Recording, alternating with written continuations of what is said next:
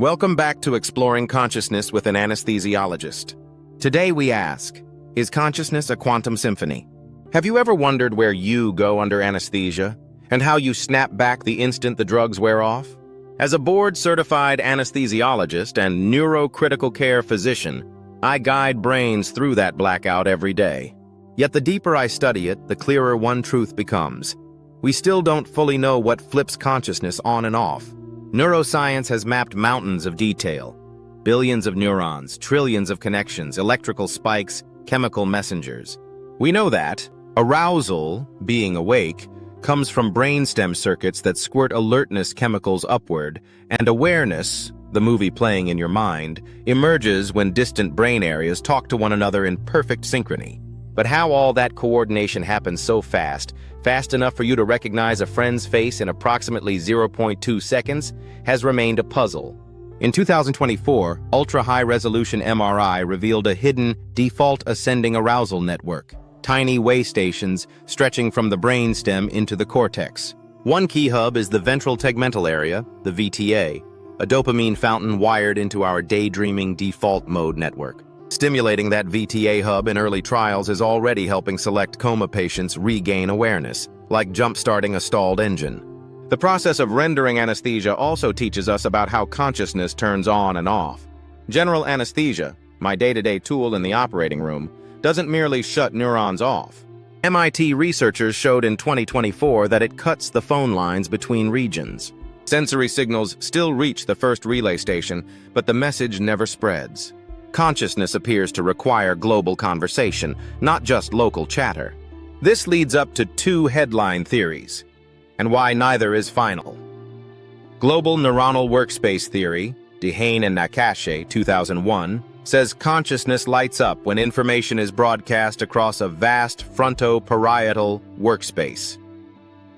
Integrated information theory, Tononi, 2004, says consciousness equals how tightly a system knits information together, measured by a value called phi. Both are useful, yet neither fully explains ultra-rapid brain synchrony.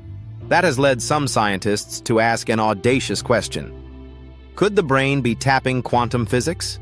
In the 1990s, physicist Roger Penrose and anesthesiologist Stuart Hameroff proposed OR, that tiny protein tubes, microtubules, inside neurons, sustain quantum events that collapse into conscious moments.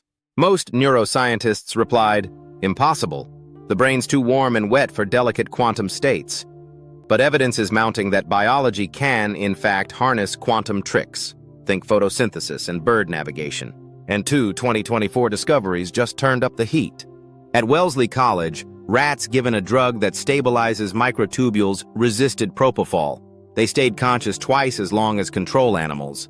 Because no classical pathway links propofol to microtubule chemistry, the result hints that whatever propofol disrupts may be quantum-level activity inside those tubes. The most striking news comes from a Physical Review e-paper by Liu, Chen, and Ao, 2024. Using cavity quantum electrodynamics math, they showed that the myelin sheath, the fatty insulation wrapped around axons, functions like a microscopic optical cavity. Vibrations of CH bonds in its lipids can release pairs of entangled photons, called biphotons.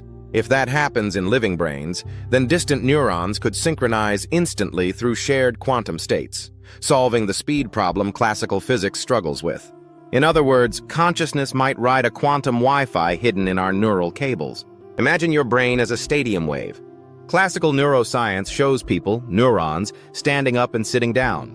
Quantum neuroscience asks, what if hidden Bluetooth earpieces cue entire sections to move as one? Myelin-generated biphotons would be those earpieces, linking far-flung neurons faster than chemical signals ever could. Why all this matters? Medicine.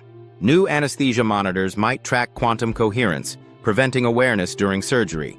Neuro-rehab. Quantum-targeted drugs or stimulation could reignite consciousness after injury. Mental health. If mood drugs nudge quantum processes, we could design cleaner, faster-acting therapies. Human potential.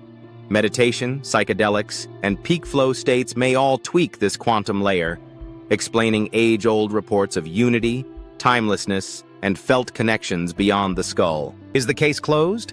Not yet. Quantum states are fragile, and direct measurement inside living brains is brutally hard. But each new dataset nudges the impossible toward plausible, and that alone is revolutionary. Whether consciousness is ultimately classical, quantum, or something we haven't named, exploring it expands what it means to be human. Keep your curiosity turned up. The next experiment may rewrite the story of you.